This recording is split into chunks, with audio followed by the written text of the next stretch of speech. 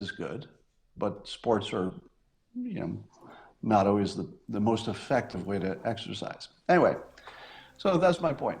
Sports, as I said before, sports in its regular form is a giant pile of manure. Adding a little extra manure to a giant pile of manure doesn't make it not manure.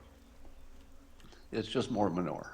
So the transgender issue, I argue, if you're arguing about fairness or who deserves anything or the purposes for winning, none of those are real.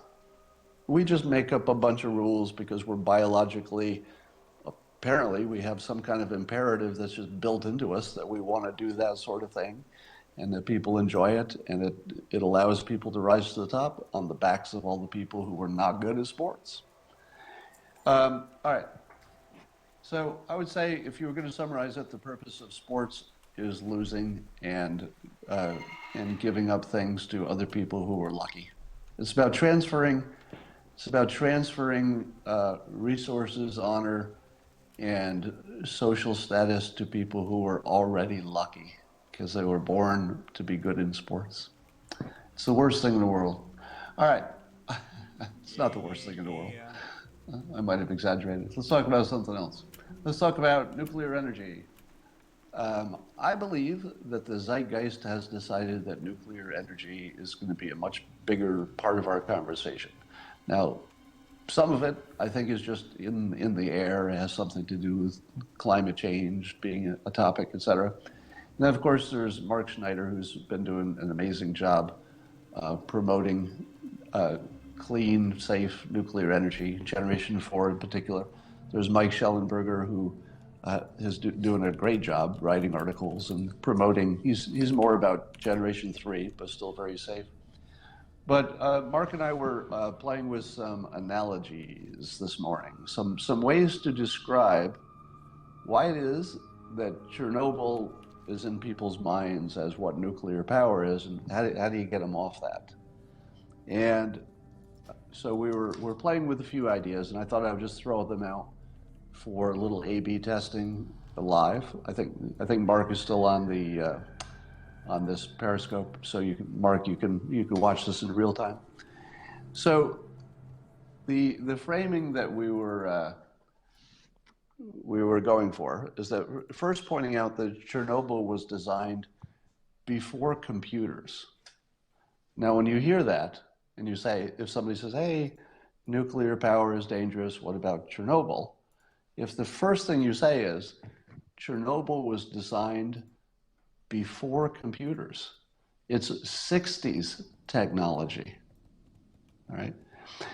If you go beyond that, you're going further than you need to, because nobody in the world is going to hear that something was designed before computers in the 60s, and they're not going to say, okay, that's my model for understanding 2019.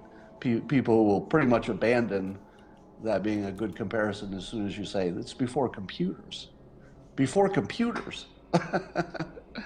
But then the second part of that was, let me trot this out. So Chernobyl, I think, would be Generation 1, I guess, would be what you would call it. So the early versions. But if you're trying to say, what does Generation 3 and also Generation 4, which is starting to come online, what do those look like in terms of safety? And the image that we're playing with, and I want to test this out, is that Generation 3 would be like an egg surrounded by 100 miles thick bubble wrap. So that's how to think of Generation 3. Yes, there's an egg, but it's covered by 100 miles of bubble wrap. Generation 4 is like that, except you replace the egg with a steel ball bearing.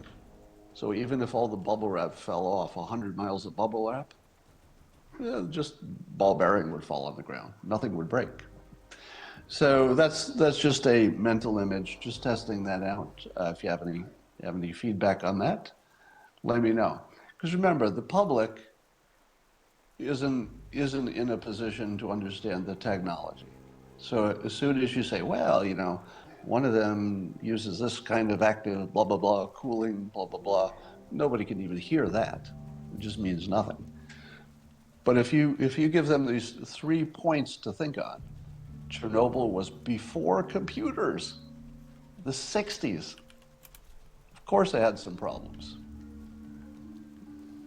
Generation 3 is an egg with 100 miles of bubble wrap, and Generation 4 is still 100 miles of bubble wrap, but instead of an egg, it's a ball bearing. Even if all the bubble wrap disappeared tomorrow, pink, the ball bearing would just fall on the ground, nothing breaks. All right, so we'll try think about that for a little while, see if that means anything. Somebody says, you mean to say before computers were applied to the design of nuclear reactors? Yes, that is exactly what I mean. Yes, I know that technically computers were designed, ENIAC, I know. Computers were designed before the 60s, but they were not in use the way that we understand it. Now, if you're just trying to explain it to a citizen, saying that the 60s is before computers is close enough, but your technical correction is absolutely accurate. There were technically computers long before then. Chernobyl was designed by vodka-soaked Soviets. I was trying to work out an analogy to say that Chernobyl was like 3 drunks juggling hand grenades. But then I thought, I don't know. That still sounds dangerous. So you don't want people to think in terms of accidents. You don't want them to think in terms of danger. So that's why the bubble wrap and egg imagery works a little better, because those are just such safe, comfortable things. Bubble wrap, egg. All right. The other topic I wanted to talk about was, does anybody know who invented the phrase Trump derangement syndrome? Does anybody know who came up with that? I was wondering who is the inventor of that. My understanding is that it's probably based on, there was a Bush derangement syndrome before that, and there might have been other derangement syndromes. But I'm wondering, because I remember coming up with Trump hysteria. So I think I used hysteria first. Yeah, a lot of people are probably going to credit that to me, and I was an early adopter, but I think I was using there was Bush derangement syndrome before, and then somebody made the connection and put Trump in there. But I don't know who said it first. Somebody saying Krautheimer? Anyway, if anybody can figure out who said that first,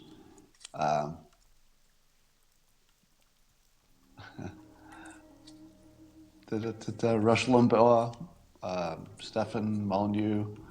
All right, well, we don't know. It'd be interesting to know who came up with that. Somebody says Adam Curry, Dr. Phil. I think people are probably crediting me for it unfairly. Now, I do think it might have been more than one person, because since there was already, in the universe, there had been Bush derangement syndrome. It seems likely that more than one person came up with it independently, but maybe we only heard from one of them first. So it may not be a clean situation where there was just one author of that. But I personally do not claim, I don't claim that I created it. I think I was using hysteria instead of derangement first, but I'm not positive.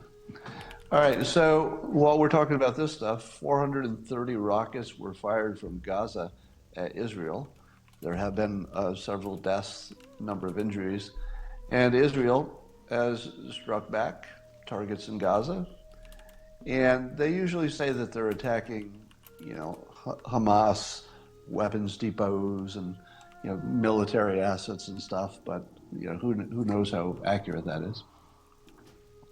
But they also, apparently they attacked a training compound and command center located inside a mosque. So Israel took out a mosque. Now, if you look for the news about this, it's sort of this little sidebar. It's not even on the like main news page. There's like this, there's the news, and then in a little sidebar, there's like, and a cat fell in a well, and a woman thinks that she's Jesus, and Israel's attacking Hamas. It's all the lesser news on the little sidebar. And I thought to myself,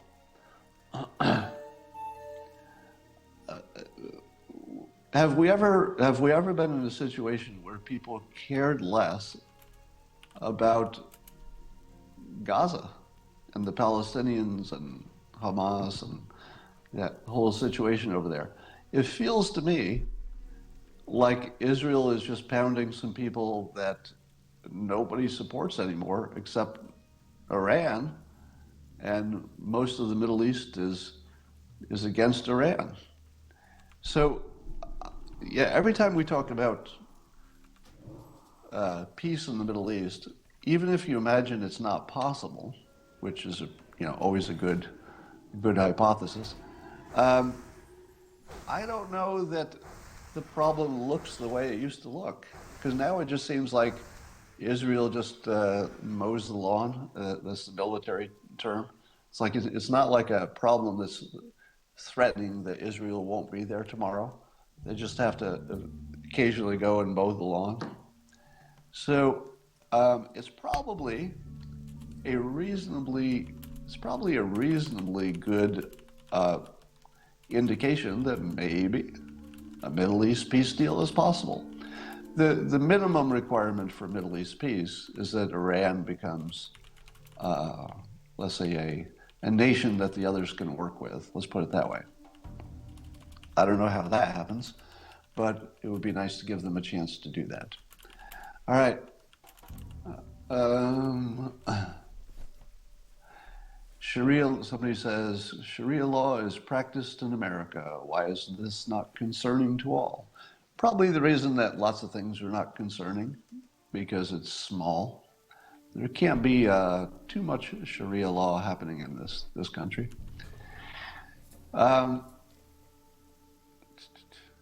I want to run by you a provocative thought about immigration. You hear people saying, hey, open up the borders, let everybody come in, and then you hear other people say, close up those borders and only let people in who have some kind of merit. Those are the two main positions. But I was wondering about this. Let's take Guatemala. So Guatemalans are streaming north because of economic conditions. We have the most booming economy of all time. Well, depends who you compare it to, but our economy is booming. We probably need more workers. Ideally, we'd like the most qualified one, but there's so many jobs that are farming and manual labor. We probably just need a lot of workers. Everybody agrees with that. It's a question of how many we need. At the same time, Guatemala's economic problems, how much would they change if the number of able-bodied workers was reduced by half? In other words, if the Guatemalans streamed into the United States at such a rate that anyone who remained in Guatemala had a good chance of getting a job, doesn't it solve two problems?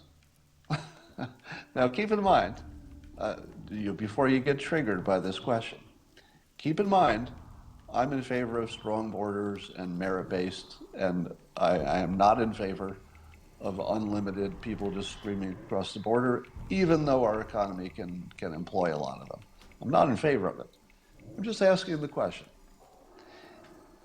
Is it a self-solving problem? In other words, there would certainly be cost, there would be crime coming to the country, all of the bad parts that we know of, right? But wouldn't it also be a problem that solves itself? In other words, if you just didn't do anything, a number of people would move from Guatemala to the United States. It would cause a certain burden, an expense, et cetera, but we would also employ them. And over time, they would become integrated into the productive world and be additive. Maybe not day one, but eventually immigration becomes additive. If you reduce the number of able workers in an economy in Guatemala that didn't have enough jobs, doesn't the wage for the people who remain start to get better? Don't the people who remain all have jobs and they don't have to take care of their relative anymore because the relative went to the United States? So the question is anybody, I don't know if anybody's making this argument, but it feels like you could almost ignore the problem. I'm not suggesting that. This is just an intellectual experiment. If you ignored the problem, you would absolutely be doing something that would hurt some members of the United States: crime, losing jobs, competing for jobs, all the usual things you know about. So I'm not suggesting it because the United States does get an option of doing what's good for the United States, even if it's not so good for some other country that would like to come here. And I'm totally in favor of being selfish, up to some point, and that's a good point.